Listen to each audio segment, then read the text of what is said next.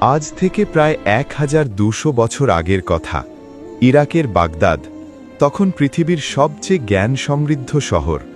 সেই শহরে জন্ম নিয়েছিলেন এমন একজন মানুষ যার নাম আজও মুসলিম উম্মা শ্রদ্ধা ভরে স্মরণ করে।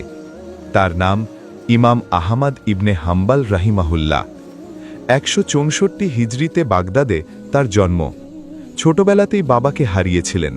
মা তাকে একা হাতে বড় করেছিলেন।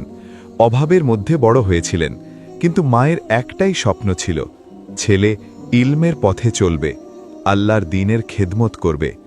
আর আল্লাহ সুবহানাহু ওয়া তাআলা সেই মায়ের দোয়া কবুল করেছিলেন। ইমাম আহমদ ইলম অর্জনের জন্য পায়ে হেঁটে শহর থেকে শহরে ঘুরেছেন।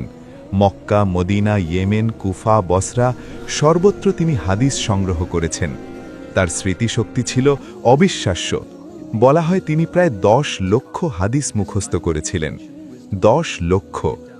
আপনি আমি 10টা হাদিস মুখস্থ রাখতে পারি না, আর এই মানুষটি 10 লক্ষ হাদিস বুকে ধারণ করেছিলেন। কিন্তু তার জীবনের সবচেয়ে বড় পরীক্ষা তখনও আসেনি। সেই পরীক্ষা যখন এলো, তখন পুরো মুসলিম বিশ্ব কেঁপে উঠেছিল। তখন আব্বাসীয় খলিফা ছিলেন মামুন। তিনি মুতাজিলা মতবাদে বিশ্বাস করতেন।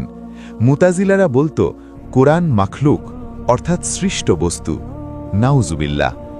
আহলুস সুন্নাহ ওয়াল জামাআতের আকীদা হল কোরআন আল্লাহর কালাম, আল্লাহর বাণী, এটি সৃষ্ট নয়। খলিফা মামুন ঘোষণা দিলেন সব আলেমকে এই কথা মেনে নিতে হবে যে কোরআন সৃষ্ট।